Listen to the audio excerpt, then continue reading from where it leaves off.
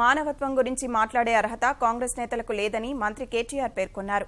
ఖమ్మం జిల్లా పాలేరులోని నాయుడుపేటలో మంత్రి తుమ్మల ఏర్పాటు చేసిన పార్టీ కార్యకర్తల సమావేశంలో ఆయన పాల్గొన్నారు. ఉప ముఖ్యమంత్రి కడియం శ్రీహరి, పలువురు నేతలు హాజరయ్యారు. పాలేరు ఉప ఎన్నికకు నామినేషన్ల గడువు మధ్యాహ్నం 3 గంటలకు ముగియనుంది. తెరాస అభ్యర్థిగా పోటీ చేస్తున్న తుమ్మల కాసేపట్లో నామినేషన్ వేయనున్నారు.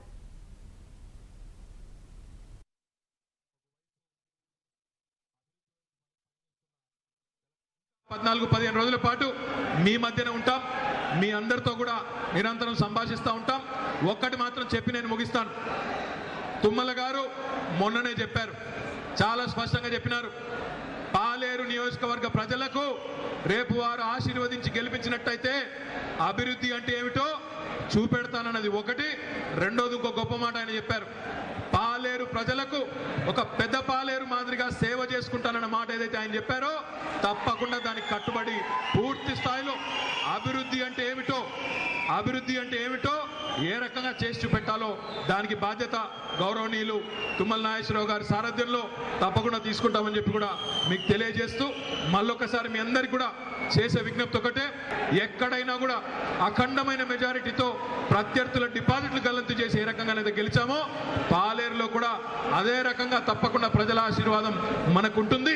కానీ ప్రజలను అందరం కూడా గడప గడపకు వెళ్ళి కలుసుకోవడం, అభివృద్ధి ఏ రకంగా సాధ్యమవుతుందో వారికి చెప్పడం, తుమ్మల నాగేశ్వరరావు గారి అభ్యర్థిత్వాన్ని, కేసీఆర్ గారి నాయకత్వాన్ని బలపరచాలని కోరదామని చెప్పి కూడా మీ అందరికి తెలియజేసుకుంటూ మరి మళ్ళీ మిమ్మల్ని అందరినీ కూడా రాబోయే 12-13 రోజుల్లో కలుసుకుంటానని చెప్పి కూడా తెలియజేసుకుంటూ ఈ అవకాశం ఇచ్చిన పెద్దలు తుమ్మల నాగేశ్వరరావు గారికి ధన్యవాదాలు తెలియజేస్తూ జై తెలంగాణ.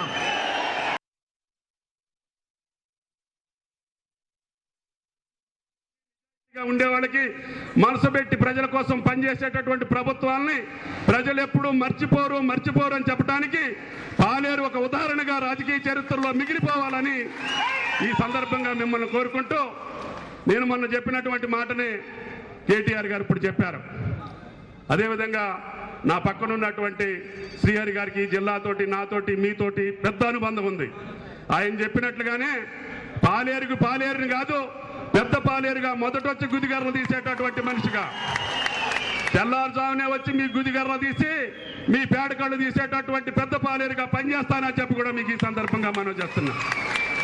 ఒకవేళ మేము చెప్పినటువంటి భక్త రామదాసు నీళ్లు 3 నెలల్లో ఇయ్యలేకపోయినా, ఇంటింటికి మంచినీళ్లు 3 సంవత్సరాల్లో ఇయ్యకపోయినా, ముఖ్యమంత్రి గారి మాటకి కట్టుబడి, టీఆర్ఎస్ పార్టీ మాటకి కట్టుబడి మళ్ళీ మీ ముఖం చూడను అని చెప్పి కూడా మీకు ఈ సందర్భంగా మనం చేస్తున్నాం.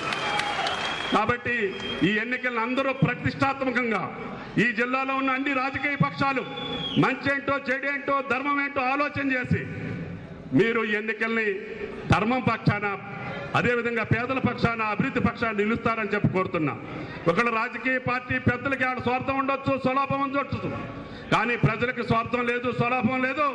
వాళ్ళు ఈ ఎన్నికల్లో ఆ రాజకీయ పార్టీలకు తగిన గుణపాఠం చెప్పేటటువంటి సమయాన్ని 16వ తారీఖున తీసుకుంటున్నారు.